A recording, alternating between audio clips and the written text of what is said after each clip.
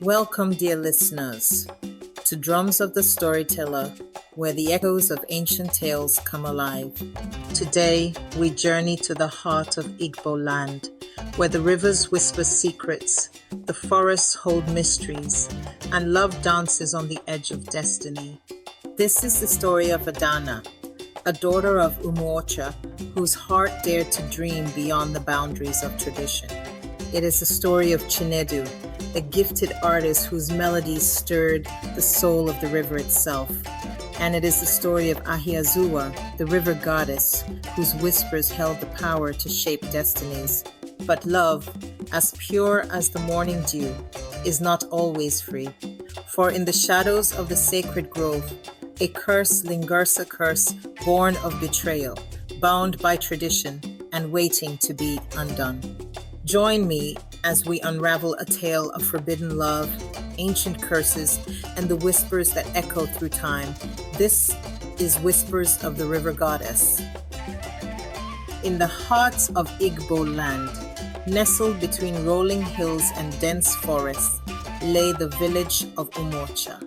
The village was known for its vibrant culture, deep traditions, and the sacred river that flowed at its edge, the River Mirioma. The river was not just a source of life, but also a spiritual entity, guarded by the River Goddess Ahiazuwa. The villagers believed that the goddess controlled the fate of Umuocha, and her whispers could be heard in the rustling of the reeds and the gentle flow of the water. Our story begins with a young woman named Adanna, whose beauty was as striking as her spirit was fierce. Adanna was the daughter of the village chief, Eze Obioma, a man deeply respected but also feared for his unwavering adherence to tradition. Adanna had grown up hearing stories of the river goddess and the sacrifices made to keep her favor. But Adanna was different. She questioned the old ways, dreaming of a life beyond the confines of tradition. One evening, as the sun dipped below the horizon, casting a golden glow over the river, Adanna wandered to the banks of Mirioma. She often came here to escape the pressures of her father's expectations and the constant reminders of her duty to the village. As she sat by the water, she heard a soft melody carried by the wind. It was a tune she had never heard before, haunting yet beautiful. Curious, Adanna followed the sound, her bare feet sinking into the soft mud. The melody led her to a secluded part of the river where she saw a young man playing a wooden flute. His name was Chinedu, a gifted artist from a neighboring village. His music was enchanting, and Adanna found herself drawn to him in a way she couldn't explain. Chinedu looked up and saw Adanna standing there, her eyes wide with wonder. He smiled, and in that moment a connection was forget a connection that would change both their lives forever. As days turned into weeks, Adanna and Chinedu began to meet in secret by the river. They shared stories, dreams, and laughter, their bond growing stronger with each passing day. But their love was forbidden. Chinedu was from a rival village, and the history between their people was fraught with conflict and bloodshed. One fateful night, as the moon hung low in the sky, Adanna and Chinedu made a pact.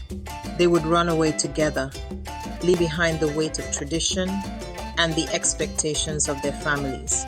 But the river goddess had other plans. As they prepared to leave, a sudden storm erupted, the wind howling like a wounded beast. The river swelled, its waters crashing against the banks.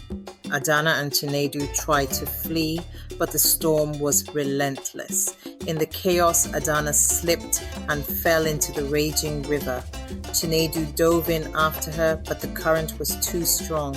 Just as Adanna felt herself being pulled under, she heard a voice, a whisper, that seemed to come from the depths of the river itself. It was the voice of Ahiazuwa, the river goddess.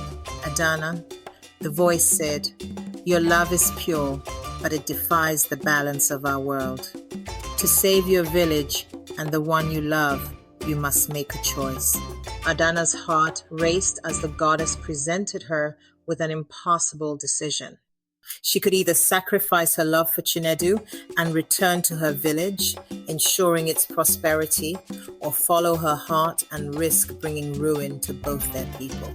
Torn between duty and desire, Adanna made her choice. She begged the goddess to spare Chinedu's life, promising to honor her traditions and fulfill her role as the chief's daughter. The storm ceased and the river calmed, but Adanna's heart was heavy with sorrow. When she returned to the village, Adanna was changed. She carried the weight of her sacrifice, but she also carried the whispers of the river goddess, a reminder of the love she had lost and the duty she now embraced. Chinedu too was forever changed. He returned to his village, his music now tinged with melancholy. Though they were apart, their love remained, a silent testament to the power of the human heart. And so the whispers of the river goddess echoed through the hills of Umuocha, a reminder of the delicate balance between love and tradition and the sacrifices we make for the ones we hold dear. The village of Umuocha slowly returned to its rhythm after the storm, but Adanna was no longer the same.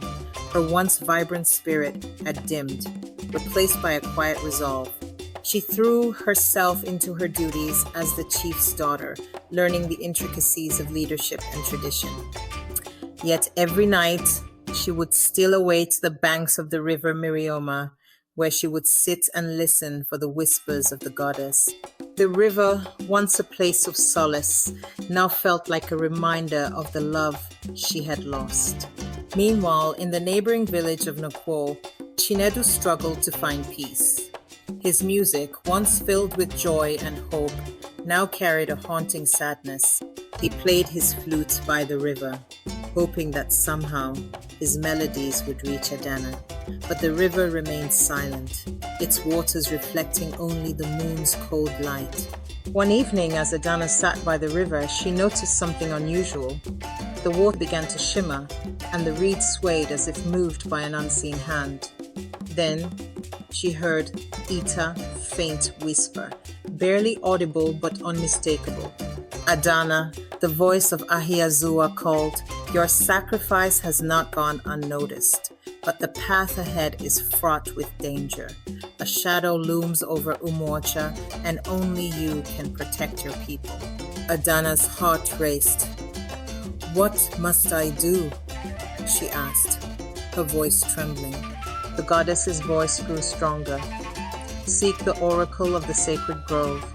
She holds the key to your village's survival. But beware, for the journey is perilous, and not all is as it seems." Before Adanna could respond, the whispers faded, leaving her alone with the sound of the flowing river. She knew what she had to do. The next morning, Adanna approached her father, Eze Obioma. She told him of the goddess's message, omitting the part about her forbidden love. The chief, though skeptical, could not ignore the urgency in his daughter's voice. He granted her permission to seek the oracle, but only under the condition that she be accompanied by a trusted escort. Adanna chose her childhood friend, Neka, a fierce and loyal warrior. Together they set out for the sacred grove, a place shrouded in mystery and fear. The grove was said to be a gateway between the mortal world and the spirit realm, and few who entered ever returned. As they journeyed through dense forests and across treacherous terrain, Adanna and Neka encountered numerous challenges. They faced wild beasts, treacherous swamps, and even the whispers of malevolent spirits trying to lead them astray. But Adanna's determination never wavered. Finally, after days of travel, they reached the sacred grove. The air was thick with an otherworldly energy, and the trees seemed to whisper secrets of the past. At the center of the grove stood the oracle, an ancient woman with eyes that glowed like embers. "Adanna of Umuocha," the oracle said, her voice echoing through the grove. "I have been expecting you." Adanna knelt before the oracle. "Great oracle, I seek your guidance. The river goddess spoke of a shadow over my village. How can I protect my people? The oracle's gaze pierced through Adanna as if seeing into her very soul. The shadow you speak of is not of this world. It is a curse born of betrayal and broken promises. Long ago, a pact was made between your ancestors and the spirit of the forest, but the pact was broken and the spirit seeks vengeance. Adanna's mind raced. How can I undo this curse? The oracle extended a gnarled hand, revealing a small, intricately carved amulet. This amulet holds the power to commune with the spirit of the forest. But to break the curse, you must confront the truth of your ancestors' betrayal and offer a sacrifice of equal value. Adanna took the amulet, feeling its weight in her hand. What kind of sacrifice? The oracle's expression softened. That child is for you to discover. But know this, the path you walk will test your heart, your courage, and your loyalty. The choices you make will shape the fate of Umoja. As Adanna and Nneka left the sacred grove, Adanna couldn't shake the feeling that the oracle's words held a deeper meaning. She thought of Chinedu and the love she had sacrificed. Could he be the key to breaking the curse, or would seeking him out only bring more pain? Meanwhile, in Enko, Chinedu had begun to hear whispers of his own. They spoke of a great danger threatening both their villages and a love that could either save or destroy them. Determined to uncover the truth, Chinedu set out for Umoja, unaware that his path would soon cross with Adanna's once more. After a long and perilous journey, Adanna and Chinedu finally stood together at the banks of the river Mirioma. The amulet glowed brightly in Adanna's hand, its light piercing through the darkness that had plagued their villages. The spirit of the forest, appeased by Adanna's sacrifice and the truth she had uncovered, lifted the curse. The waters of the river cleared, and the land began to heal. But the greatest challenge still lay ahead, the divide between their villages. Adanna and Chinedu knew that their love could not flourish unless they bridged the gap between Umoja and Nanko. With courage in their hearts, they approached their families and elders, sharing the story of the curse and the role their ancestors' betrayal had played. At first, the elders were resistant, their pride and old wounds clouding their judgment. But Adanna, with her newfound wisdom and strength, spoke passionately. The river goddess has shown me that love is not a weakness but a strength. Our villages have suffered enough. Let us not be bound by the mistakes of the past, but united by the hope of a brighter future. Chinedu, too, stood tall, his voice steady. Our love is not just for us. It is a symbol of what can be bond that can heal the rift between our people. Moved by their words and the undeniable truth of the curse's lifting, the elders of both villages agreed to a truce. A great ceremony was held at the river, where the people of Umoja and Nkwo came together for the first time in generations. The drums of unity echoed through the hills, and the river Mirioma flowed peacefully, its waters shimmering under the sun. Adanna and Chinedu stood at the center of it all, their hands clasped tightly. The river goddess Ahiazuwa appeared one last time, a form radiant and serene. "You have done well, Adanna," the goddess whispered. "Your love has restored balance, and your courage has brought peace. May the whispers of the river guide you always." With those words, the goddess dissolved into the water, her presence now a part of the river's eternal flow. Years later, Umoja and Nkwo thrived as sister villages, their bonds stronger than ever. Adanna, now a wise and beloved leader, worked alongside her father to ensure that tradition and progress walked hand in hand. Chinedu's music filled the air, a testament to the joy and unity that had returned to their land. By the river where their love had first blossomed, Adanna and Chinedu built a home. Their children played by the water, their laughter mingling with the whispers of the river goddess. And though the challenges of life still came, they faced them together, their love a beacon of hope for all who knew their story. As the sun set over the river Mirioma, Adanna and Chinedu stood side by side, their hearts full.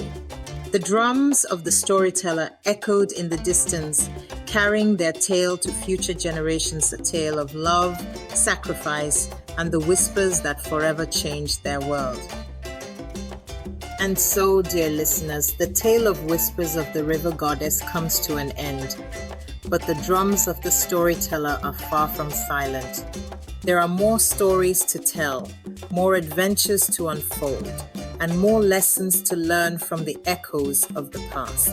If you've enjoyed this journey, don't forget to like, comment, and subscribe to Drums of the Storyteller.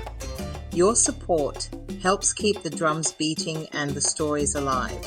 Share this tale with your friends and family, and let the whispers of the river carry it far and wide. Until next time, when the drums call us together again, remember, every story holds a piece of our soul, and every whisper carries a lesson. Thank you for listening, and may your heart always beat to the rhythm of the storyteller's drum.